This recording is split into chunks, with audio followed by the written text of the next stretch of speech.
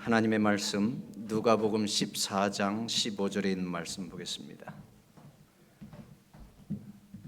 다 함께 낭독하겠습니다. 누가복음 14장 15절 함께 시작. 함께 먹는 사람 중에 하나가 이 말을 듣고 이르되 무릇 하나님의 나라에서 떡을 먹는 자는 복이 있도다 하니 하나님의 나라에서 떡을 먹는 자는 복되도다 하니. 오늘 이 말씀은 예수님께서 바리새인의 가정에서 열린 잔치에 참여했을 때에 예수님과 함께 떡을 떼던 주변의 많은 사람들에게 예수님께서 귀한 교훈의 말씀을 주셨고 또 그 교훈의 말씀을 듣고 감동받아서 한 말입니다. 함께 먹는 사람 중에 하나가 이 말을 듣고 이르되, 예수님의 말씀을 듣고, 예수님께서 누가복음 14장에 보면 여러 가지 교훈의 말씀들을 하셨는데 바로 직전의 교훈의 말씀은 뭔가 하면 공치사에 대한 얘기입니다. 사람이 어떤 선한 일을 행할 때에 사람에게 공치사를 받기 위해서 행한 것은 마땅히 사람으로부터 보상을 받을 것이다. 그러나 사람을 의식하지 아니하고 하나님을 위해서 은밀하게 선을 행했다고 하면 바로 그것은 하나님께서 의인들을 구원하실 때에 하늘에서 상급으로 갚아주실 것이다. 그때에 그 말을 듣고서 이 떡을 함께 먹던 한 사람이 하나님의 나라에서 떡을 먹는 사람은 복되도다. 이 말은 하나님을 위해서 믿음으로 살다가 구원받은 사람이 하나님의 나라에서 함께 하나님과 떡을 뗄 때에 그 복이 얼마나 되겠는가? 그렇습니까? 맞습니다. 우리가 이 땅 위에서 하나님의 은혜를 받는 것도 귀하지만 새하늘과 새 땅에서 구원받아서 하나님과 함께 떡을 떼는 자리에 있는 사람은 복되고 복된 것입니다. 구원받은 사람, 믿음으로 산 사람, 하나님을 바라보면서 산 사람들이 장래에 하나님께서 갚으실 때에 하나님의 식탁에서 함께 떡을 먹는 자는 복되도다, 이렇게 감동받아서 얘기하니까 예수님께서 이 말씀을 듣고 나서 즉시 누가복음 14장 15절로 24절에 있는 말씀의 비유를 주십니다. 누가복음 14장 15절로 24절에 있는 말씀은 큰 잔치의 비유입니다. 오늘 이 큰 잔치의 비유를 통해서 함께 말씀을 나누게 되겠는데 우선 두 구절만 좀 읽도록 하겠습니다. 이르시되, 시작. 이르시되 어떤 사람이 큰 잔치를 배설하고 많은 사람을 청하였더니 주인이 종에게 이르되 길과 산울가로 나가서 사람을 강권하여 데려다가 내 집을 채우라. 큰 잔치의 비유의 결론은 내 집을 채우라는 것입니다. 오늘 말씀의 제목은 내 집을 채우라입니다. 내 집을 채우라. 오늘 이 큰 잔치의 비유를 통해서 우리는 몇 가지 중요한 사실들을 배우게 됩니다.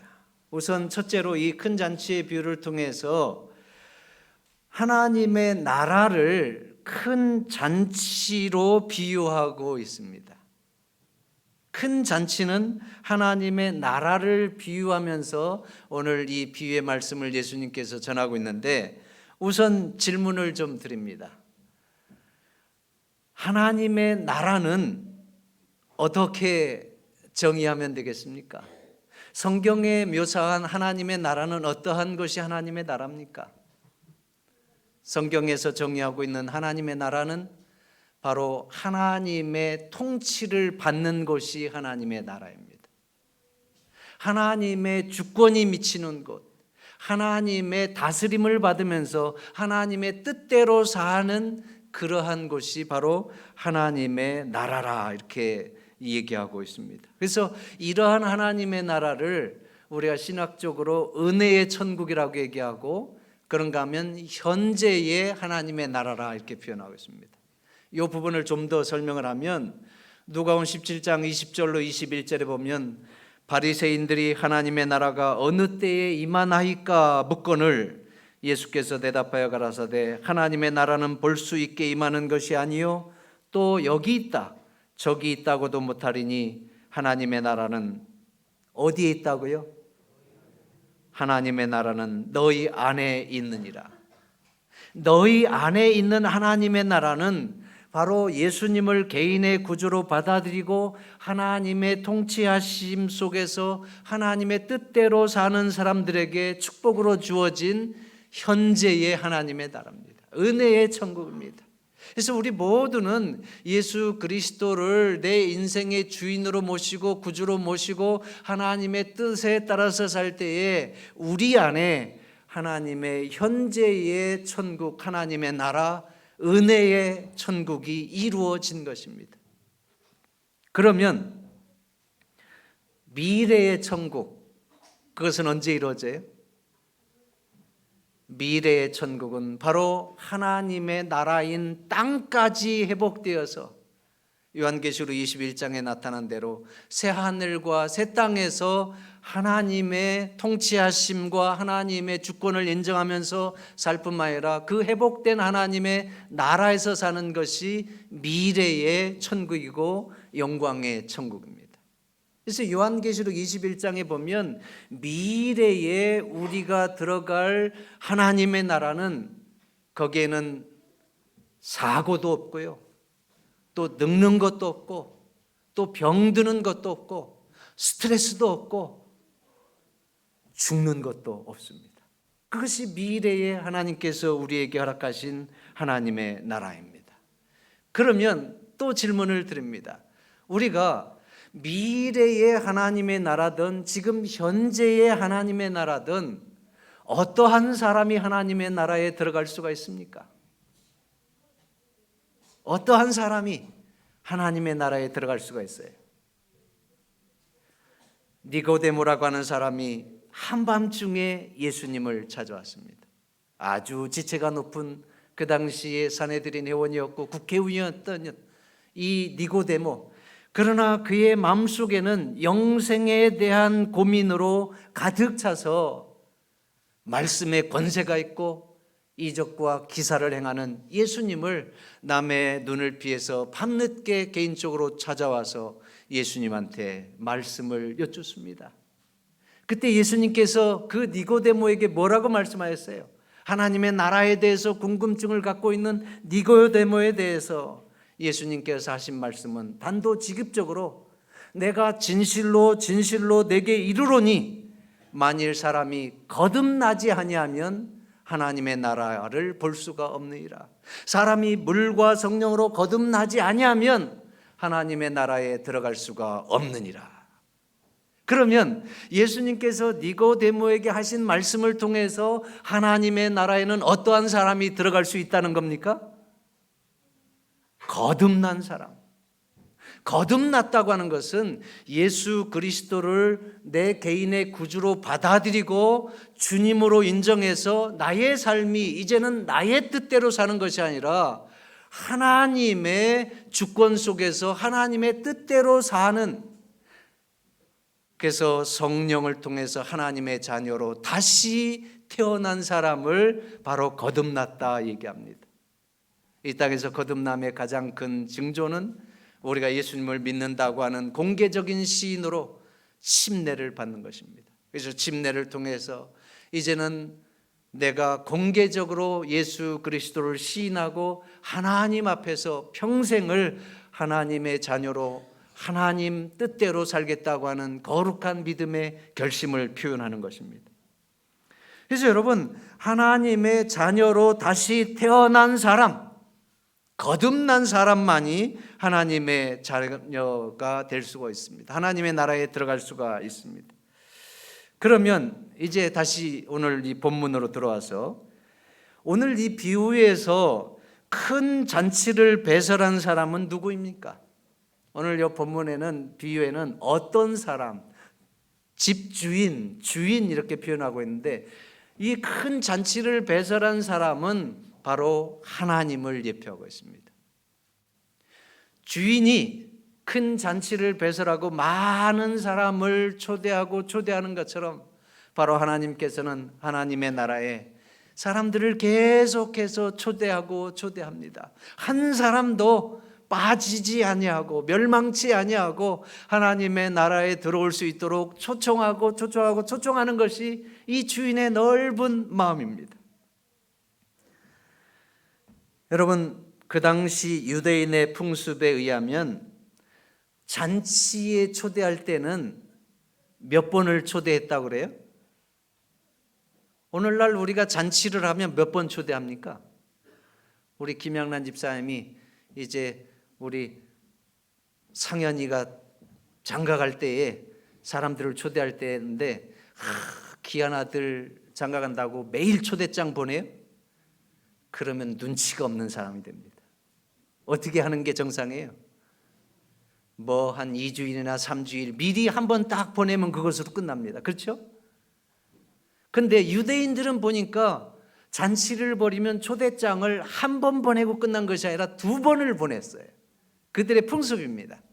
그래서 훨씬 오래전에 잔치에 초대하는 초대장을 보내고 그 다음에 잔치가 가까워서 오늘 본문에는 잔치하는 그날 일찍 다시 사람들에게 초대를 하는 것을 보는데, 첫 번째 초대장은 잔치를 알리는 것이고 두 번째는 잔치의 시간이 거의 가까워 가지고 잔치하는 것을 혹시 잊어먹었을까 해서 한 번 더 알리는 것이고, 또 다른 면은 오늘 잔치에 꼭 오는지 안 오는지 확인하기 위한 그러한 부분도 있습니다. 그래서 오늘 이 17절에 보면 잔치할 시간에 그 청하였던 사람들을 오소서 하면서 이제 종을 또 보내는 것을 보는데, 오늘 이 누가복음 14장의 큰 잔치의 비유를 통해서 나타나는 특징은 주인이 그 잔치에 빈 것을 보면서 종들을 보내고 초대하고 계속 초대하면서 이 17절에 보면 뭐라고 그랬어요? 잔치할 시간에 그 청하였던 자들에게 종을 보내어 가로되 오소서 모든 것이 준비되었나이다 하매. 우리가 사람의 잔치에서는 2번 초대하면 그것으로 끝나지만, 우리는 한 번 하면 끝나지만, 여기는 이 큰 잔치의 비유를 통해서 하나님의 나라에 초대하는 것은 그 주인이 어떻게 초대한다는 것을 보여주는 거예요. 수시로 초대한다고 하는 것을 보여주고 있습니다. 그러면서 오소서 모든 것이 준비되었나이다. 모든 것을 준비하고 하나님의 나라에 우리를 초대하는 것은 복음 중에 복음입니다. 하나님의 나라에는 우리를 위한 모든 것이 준비가 됐습니다. 다 풍족하게 영생이 준비됐습니다. 구원이 준비됐습니다. 또 우리가 갈급하는 그 은혜가, 또 사랑이, 또 건강이, 또 온전함이, 또 의가, 또 희락과 기쁨과 행복과 만족이 준비되어 있습니다. 그런가 하면 가장 중요한, 우리가 그토록 보고 싶어하는 우리의 구주이신 예수님께서 그곳에 계십니다. 자, 그러면 모든 것이 준비된 이 하나님의 나라에 우리가 그것을 얻는 것은 어떻게 하면 돼요? 우리가 할 것은 아무것도 없습니다. 그저 초대하는 대로 초대에 응해서 가면 되는 것입니다. 우리를 초청하시는 주님의 초청을 받아들이고 잔치에 참여하기만 하면 되는 것입니다. 우리는 이러한 초청의 잔치를 이제 5월 13일, 5월 20일, 5월 27일 3주일에 걸쳐서 특별한 하나님의 잔치를 우리가 하게 됩니다. 이미 이 일을 위해서 여러분 개인적으로 기도하고, 또 태신자 기도 카드에 영혼들을 기록하고 기도하고, 우리가 계속해서 기도하고 있습니다. 그러한 영혼들을 이번 기회에 하나님께서 꼭 하나님의 나라에 들어갈 수 있도록 인도해 달라고 함께 기도하고, 또 오늘 이 잔치의 비유를 통해서 우리의 마음을 새롭게 하고 하나님 앞에서 한 영혼이라도 하나님께 드릴 수 있는 그러한 결심과 또 믿음을 준비하는 시간이 되었으면 좋겠습니다. 자, 여러분, 이 하나님의 나라는 큰 잔치에 비유하면서 하나님께서는 계속해서 그 잔치의 주인이 사람들을 초대하고 초대하는 것처럼 우리를 초대하고 초대하면서 그곳에는 모든 것이 다 준비되었다고 말씀합니다. 그러면서 지금 이 순간도 하나님께서는 우리를 개인적으로 초대하시는 것입니다. 혹 오늘 이 순간에 아직도 내 마음속에 예수 그리스도를 개인의 구주로 받아들이지 아니한 사람이 있다고 하면, 내가 어떠한 일이 있어도 예수님 안에서 내 인생을 살겠다고 결심하고 믿음으로 사는 일에 동참하지 아니한 사람이 있다고 하면, 지금 여러분 예수 그리스도의 초청을 받아들이시고 예수 그리스도를 믿기로 결심하시게 되기를 바랍니다. 지금 예수님께서는 우리를 성령을 통해서 초대하고 초대하시는 겁니다. 그래서 right now, 지금 여러분 이미 예수 그리스도 안에서 믿음으로 살고 있는 우리들도 다시 한번 우리의 마음을 새롭게 하고 우리의 믿음을 새롭게 해서 우리가 하나님의 나라에 하나님의 백성으로서 사는 그러한 특권과 축복들을 새롭게 하고 믿음 안에서 그 은총과 은혜들을 누리고 기뻐하면서 하나님의 영광을 드러내는 우리의 삶이 되도록 했으면 좋겠습니다. 자, 여러분, 두 번째는 잔치에 초청을 받은 사람들의 반응입니다. 자, 우리 누가복음 14장 17절부터 보면, 잔치할 시간에 그 청하였던 자들에게 종을 보내어 가로되 오소서 모든 것이 준비되었나이다 하매, 18절부터 다 함께 읽어보겠습니다. 끝까지 시작. 다 일치하게 사양하여 하나는 가로되 나는 밭을 샀음에 불갑을 나가 보아야 하겠으니 청컨대 나를 용서하도록 하라 하고, 또 하나는 가로되 나는 소 5겨리를 샀음에 시험하러 가니 청컨대 나를 용서하도록 하라 하고, 또 하나는 가로되 나는 장가 들었으니 그러므로 가지 못하겠노라 하는지라. 자, 여러분, 잔치에 초청받은 사람들의 반응은 무엇입니까? 오늘 18절에 보니까 다 일치하게 사용하여 가로되, 모두가 다 거절했다고 하는 것입니다.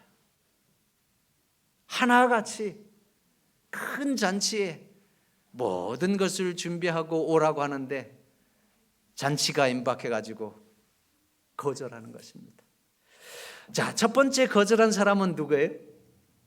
첫 번째 거절한 사람은 밭을 산 사람입니다. 내가 밭을 샀으니까 불갑을 나는 그 밭을 나가서 봐야 되겠다.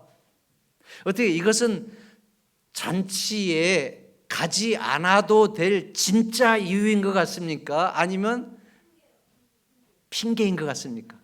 아, 우리 어린이들이 확실하게 똑똑해.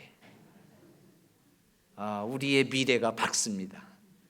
여러분, 밭을 사가지고 나가봐야 된다고 하는 것은 그 잔치에 가지 않을 수밖에 없는 절대적인 이유가 아닙니다. 왜 그런가 하면, 우리 신유리 선생님이 밭을 살 때에 그 밭을 보고 샀겠어요? 안 보고 샀겠어요? 저분이 아무리 돈이 많아도 아주 깐깐해가지고 평수도 재보고 또 밭이 어디에 있는지 어떻게 생겼는지 보고서 사는 거예요. 우리 김수인 전도사님처럼 그냥 아유 알았어, 내가 돈 줄 테니까 알아서 계약서만 써주라고 그렇게 하면은 그건 바보지. 그러니까 여러분, 여기에서 지금 밭을 샀으니까 내가 나가 봐야 된다고 하는 것은 이미 밭은 산 거니까 매매할 때 이미 보았고, 그 다음에 이 잔치에 내가 가기 위해서 일부러 오늘 밭을 꼭 가봐야 되는 것은 아닌 거예요. 이미 내 거니까 내일 가봐도 되고 모레 가봐도 되고 언제든지 밭은 가보면 되는 거예요. 그러니까 밭을 사가지고 거기에 가봐야 되는 것 때문에 내가 잔치에 못 간다고 하는 것은 진짜로 갈 수 없는 이유가 아니라 잔치에 가고 싶은 마음이 있다 없다? 없는 거예요. 그러니까 핑계 아닌 핑계를 대는 거예요. 우리도 그렇잖아요. 어떤 때는 그냥 누가 오라 그러면 뭔가 구실을 만들고 싶은데 구실이 없어. 그래갖고 야, 내가 지금 코로나 초기야. 그러면 다 해결되잖아요. 코로나라 그러는데 뭐라 그래? 자, 이제 두 번째 핑계를 대는 사람은 무슨 사람이에요? 소를 산 사람이에요. 소를 산 사람. 소 5겨리를 샀는데 그 소를 시험해 봐야 되기 때문에 내가 갈 수가 없다는 거예요. 자, 여러분, 이 소를 산 사람도 잔치에 갈 수 없다고 하는 이유가 진짜로 소를 산 것 때문에 못 가는 것 같습니까? 아닌 것 같습니까?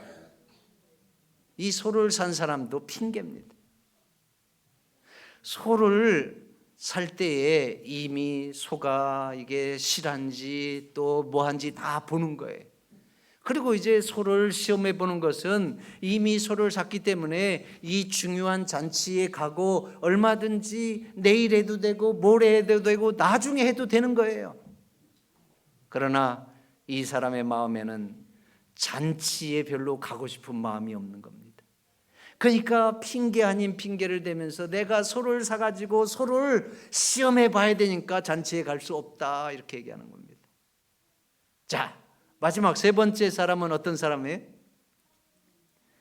장가를 간 사람이에요. 나는 결혼을 했기 때문에 잔치에 갈 수가 없다는 것입니다. 여러분, 장가를 가지고 나는 거기 못 간다. 이 사람은 어떻게 진짜 장가 간 것 때문에 그런 것 같아요? 아니면 이 사람도 역시 핑계인 것 같아요? 핑계입니다. 왜 그런가 하면 지금 장가 가지고 바로 신혼여행 가는 것이 아니고 이미 장가 간 지가 꽤 돼가지고 지금 이미 장가를 가서 결혼 생활을 하고 있는 사람이에요. 근데 이 문화적인 그 배경을 알면 이스라엘 백성들에게는 장가 갔다, 결혼했다 하는 것은 상당히 큰 이유 중의 이유입니다. 한번 보십시오.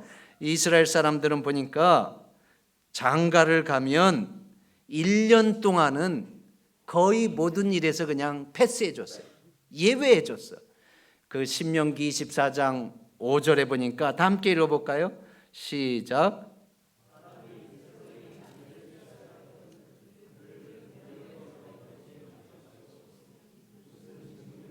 그에게 맡기지 말 것이며 그는 1년 동안 집에 한가히 거하여 그 취한 아내를 즐겁게 할지니라.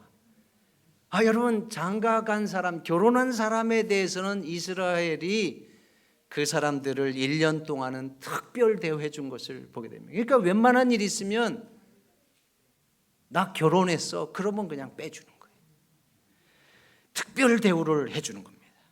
그러나 여러분, 특별 대우 이 결혼했다고 하는 것 때문에 지금 내가 잔치에 갈 수 없다고 하는 것은 잔치에 갈 마음이 없다고 하는 것에 대한 핑계이지 진짜 지금 내가 결혼해가지고 아내랑 신혼여행 가야 되고 어디 처갓집에 인사 가야 되고 그런 상태가 아닌 것입니다. 자, 밭을 산 사람이든 또 소를 산 사람이든 결혼을 한 사람이든 큰 잔치에 초대를 받았지만 각각 다 핑계를 대면서 잔치에 참여를 하지 않았습니다. 오늘 이 큰 잔치의 비유를 통해서 예수님께서 이 부분들을 이렇게 일목요연하게 케이스 바이 케이스로 이야기하는 이유는 무엇입니까? 바로 오늘날도 똑같다는 겁니다. 오늘날도 우리가 현대인들의 모습이 전혀 다르지 않다고 하는 것입니다. 여러분들이 전도해 보면 어떻게 전도가 쉽게 됩니까? 우리 체육장로님이 우리 택시연합회 회장으로서 그 택시 하는 사람들한테 야, 우리 교회 가자. 그러면 가겠습니다. 그렇게 하는 사람이 많습니까? 없습니까? 예, 절레절레 흔들고 있습니다. 여러분, 예수님 믿으라고 하면 그래 나도 믿으려고 했어. 그런 사람이 많이 있어요, 없어요? 교회 가자고 하면 선뜻 교회에 그냥 오는 사람들이 많습니까? 적습니까? 없습니다. 그래서 여러분, 모두가 다 핑계를 대면서 교회를 오지 않습니다. 어떤 사람들은 구체적으로 나는 할 일이 많아서 교회 못 간다고 합니다. 또 어떤 사람들은 나는 교회 요즘 교인들이 위선자가 많고 교회에도 사기꾼이 있고 난 그래서 교회 못 가겠다고 얘기합니다. 또 어떤 사람들은 노골적으로 내가 죄가 많아서 교회에 못 간다고 얘기합니다. 별의별 핑계를 대면서 하나님의 나라에 초대하는 초청을 거절합니다. 여러분, 마태복음 24장에 있는 말씀 함께 보겠습니다. 다 함께 읽어보겠습니다. 노아의 때와 시작. 노아의 때와 같이 인자의 임함도 그러하리라.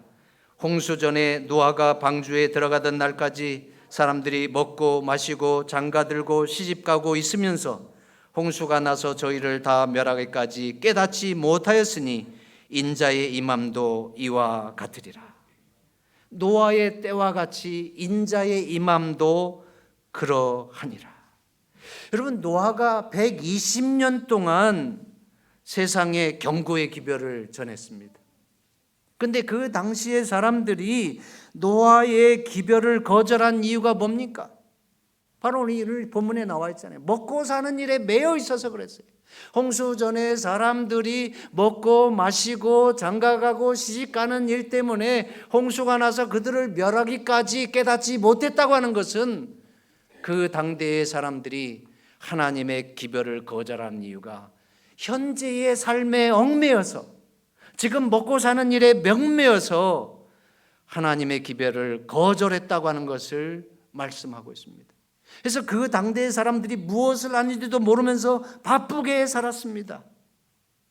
인자의 임함도 이와 같으리라.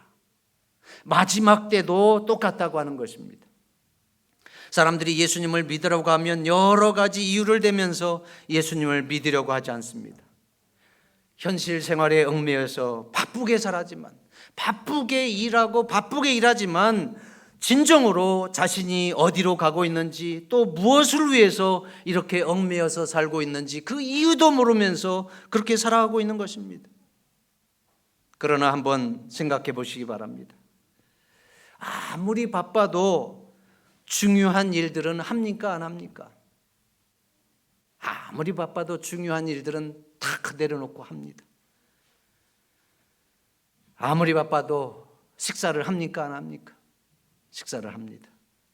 아무리 바빠도 잠을 잡니까, 안 잡니까? 저는 잠자는 걸 참 좋아하는데 우리 집사람이 그래요. 야, 난 자기가 제일 부럽다는 거예요. 그래서 왜 이렇게 잠을 잘 자는 거예요? 그래서 나는 자기가 제일 부러워. 서로가 부럽다 그러는데, 여러분, 야, 이 잠을 안 잘 수가 없잖아요. 가장 중요한 거니까. 여러분, 아무리 바빠도 생존에 필요한 것들은 꼭 하는 것입니다. 그러면 왜 우리는 생명을 위한 것, 영생을 위한 것, 구원을 위한 것, 우리의 인생에서 가장 중대한 것을 위해서는 하지 않느냐 하는 것입니다. 사단 마귀는 어떻게 해서라도 자기 백성을 빼앗기지 않기 위해서 노력들을 하고 있습니다. 사람들에게서 영적인 관심을 제거하기 위해서 노력합니다.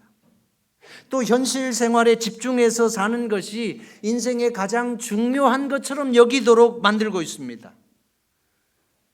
사회적으로 영적인 것에 대해서 무가치하게 만들고 어둡게 만들고, 또 하나님을 믿는 것을 별로 의미가 없는 것처럼 이렇게 떨어뜨리고, 그리고 하나님을 믿고 사는 것을 어렵게 만듭니다. 그런가 하면 여러분, 하나님을 믿고자 하는 사람들에게는 어떻게 해요? 교회에 가려고 하는 사람들은 어떻게 합니까? 사단 마귀가 그냥 둡니까? 그냥 두지 않습니까? 그냥 두지를 않습니다. 저는 저희 어머니 교회 가는 것을 보고 얼마나 사단 마귀가 괴롭히는지를 보았습니다. 우리가 자녀들이 뒤늦게 이제 서울에서 공부하고 다 신앙 안에서 있으면서 아버지 어머니를 이제 교회 가게 하고, 어머니가 제일 늦게 이제 교회를 가게 됐는데, 우리 자녀들이 강건하니까 어머니가 이제 마지못해서 교회 가는데, 교회만 가면 어머니가 머리가 아프다는 거예요. 머리가 아파서 죽겠다는 거예요. 그리고 교회만 가면 왜 이렇게 그냥 막 졸는 것을 떠나서 그냥 아예 그냥 주무셔. 그러니까 본인이 교회 가는 것이 얼마나 창피하겠어요. 좋은 것도 그냥 남들 앞에서 부끄러움이지만 얼마나 머리가 아픈지 교회에 갈 수가 없는 거예요. 그러니까 여러분, 그냥 스스로 교회에 가고 싶다고 해서 교회에 갈 수 있어요, 없어요? 교회만 가면 아픈데 어떻게 갑니까? 그러니까 여러분, 우리가 옆에서 계속해서 기도해주고 응원해주지 않으면 사단의 방해에 넘어질 수밖에 없습니다. 그래서 여러분, 우리가 어떠한 사람을 위해서 기도하고 그 사람이 하나님의 나라에 들어가게 하는 것은 계속해서 옆에서 응원해주고 초청하고 기도하고 도와줄 때에 하나님의 은혜로 이겨나게 되는 것이지, 그냥 들어가는 목소리로 우리 교회 한번 가볼래? 이렇게 갖고는 안 되는 거예요. 야, 우리 교회 한번 가자. 우리 교회 너무 좋아. 예? 우리 다현이 친구 어린이반에 야, 우리 교회 가자. 그렇게 하고 우리 선생님 너무 좋아. 그렇게 자랑할 수 있어요, 없어요? 예. 그렇게 자랑하면 돼. 하원이도 그렇고. 예. 그래서 여러분, 이제 예수님께서 그러한 초청들을 하실 때 오늘 이 시대에도 여전히 우리가 마음이 열린 사람들을 하나님의 나라에 들이기를 원하는데 사단 마귀는 그대로 그냥 안 둔다는 거예요. 그러니까 더 많은 기도와 한 번 교회 온 사람 한 번 교회 왔으니까 됐겠지, 목사님 만나게 했으니까 됐겠지, 그러면 안 되고 더 많이 기도하고 더 많이 옆에서 응원하고 이렇게 관심을 가져줄 때에 그 사람이 사단의 올무에서 벗어날 수가 있는 것이라고 하는 것을 기억하시게 되기를 바랍니다. 그래서 여러분, 사도 바울은 고린도서 6장 2절을 통해서 보라 지금은 은혜 받을 만한 때요, 보라 지금은 구원의 날이로다. 사도 바울은 지금 우리 모두를 향해서 바로 지금이 하나님의 은혜를 받을 만한 때고 하나님의 구원의 날이고 하나님의 구원을 받을 수 있는 순간이라고 말씀하고 있습니다. 여러분들 주변에 바로 알바모로 익어서 수확하기를 주워가기만을 기다리는 그러한 영혼들에게 예수 그리스도의 초청을, 하나님의 복음을 전하시게 되기를 간절히 바랍니다. 이제 마지막으로 주인의 반응입니다. 여러분, 주인이 큰 잔치를 베풀고 사람들을 초대했는데 모두가 다 하나같이 못 온다고 이야기 아니면 여러분들의 입장에서 여러분 마음이 어떠하겠습니까? 여러분 기분이 어떨까요?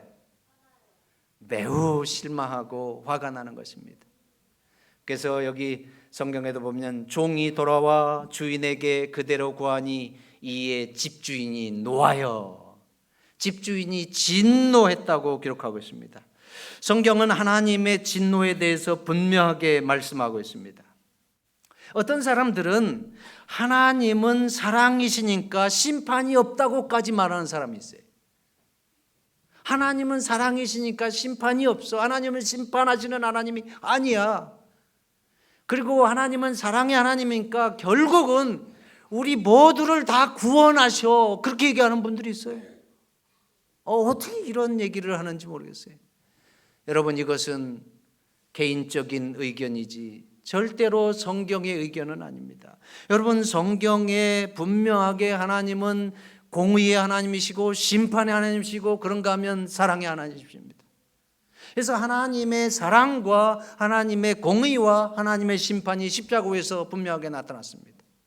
하나님은 사랑의 하나님이시지만 또 한편으로는 심판의 하나님, 공의의 하나님이시요, 불의에 대해서는 진노하시고 심판하시는 하나님이시요.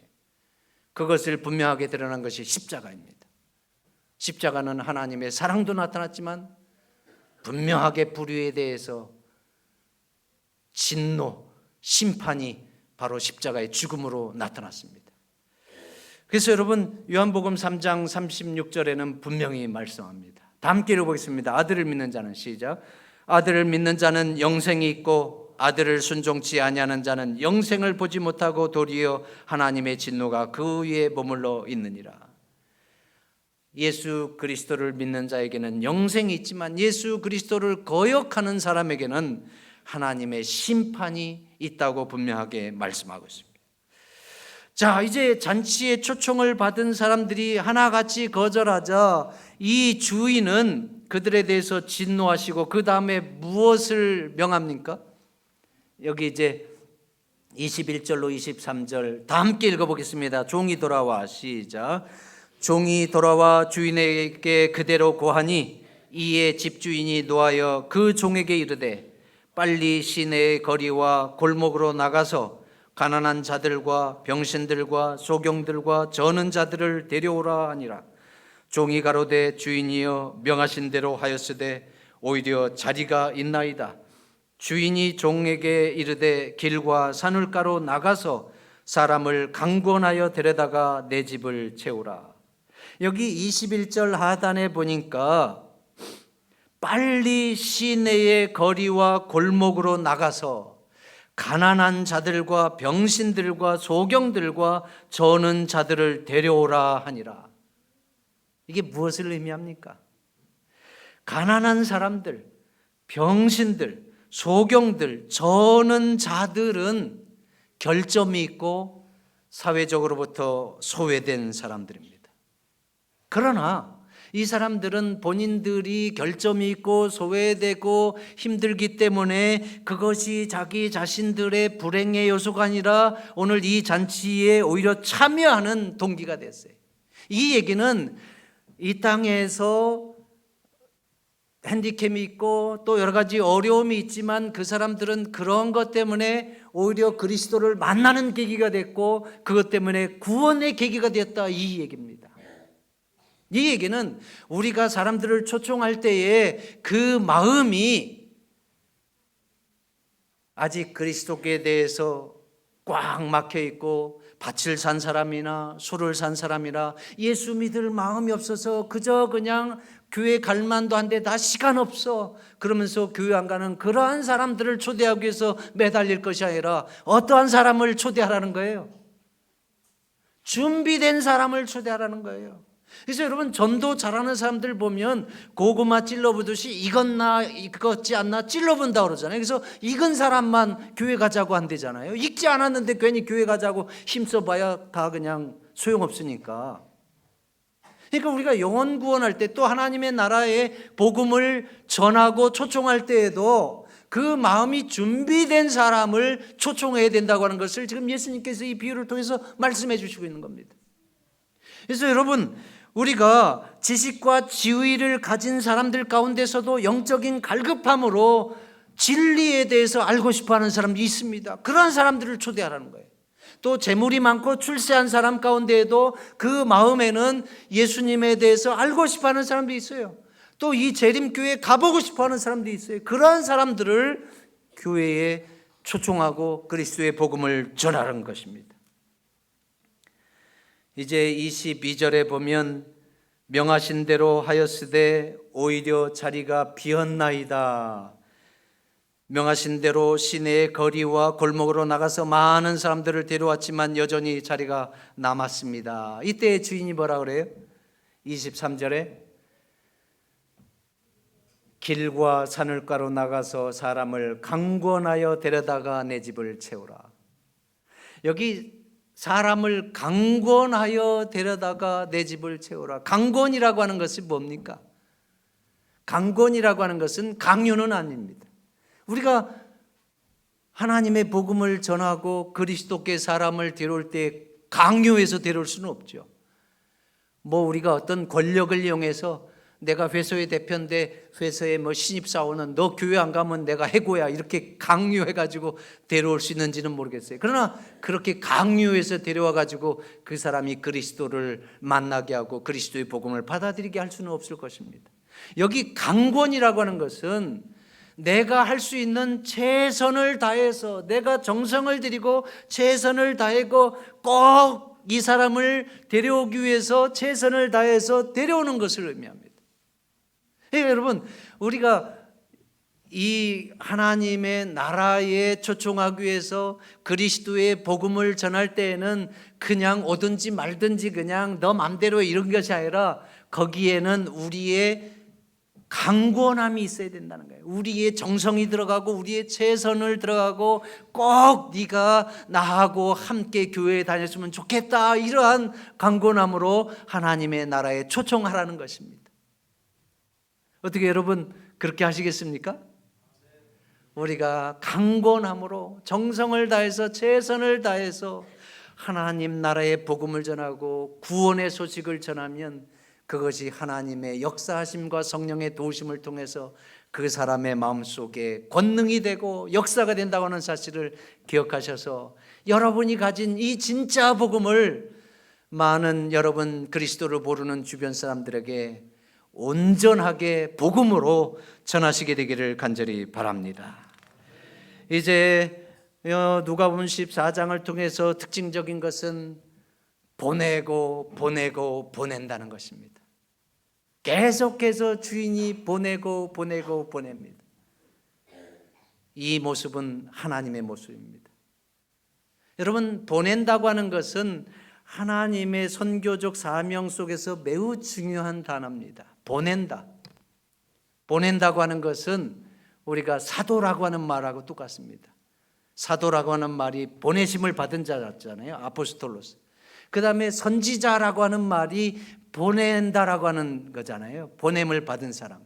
그래서 예수님께서는 이 세상에 우리를 구원하시기 위해서 하나님으로부터 가장 최초로 세상에 보내심을 받은 선지자입니다.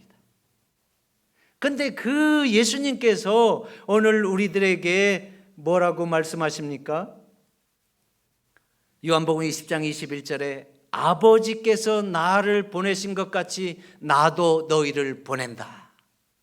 예수님께서 우리를 보내신다고 말씀하십니다. 예수님을 믿는 사람은, 예수 그리스도의 은혜 가운데 있는 사람은 모두가 다 선교사입니다. 예수 그리스도를 모르는 사람을 향해서 우리가 그리스도의 복음을 전해야 되는 거룩한 사명과 또 책임을 그리스도께 우리는 의탁받았습니다. 그래서 예수님께서는 여러분 마지막 유언의 말씀을 통해서 그러므로 너희는 가서 모든 족속으로 제자를 삼으라고 가라는 거예요. 오늘 이 시대에 우리 모두는 여전히 이 예수님의 명령의 말씀을 우리가 사명으로 받고 있습니다. 가라. 예수님의 복음을 전하러 가라는 거예요. 그래서 누구에게든지 전하고 초청하라는 것입니다. 우리 모두가 다 이 그리스도의 거룩한 복음 사명 함께 나누는 가운데 이 제단이 나만 구원받는 제단이 아니라 하나님께서 많은 사람들을 구원하고 함께 하나님의 영광을 찬양하고 또 믿음의 은혜들과 축복들을 경험하는 그러한 복된 교회가 되기를 주의 이름으로 축원하면서 말씀을 드리겠습니다.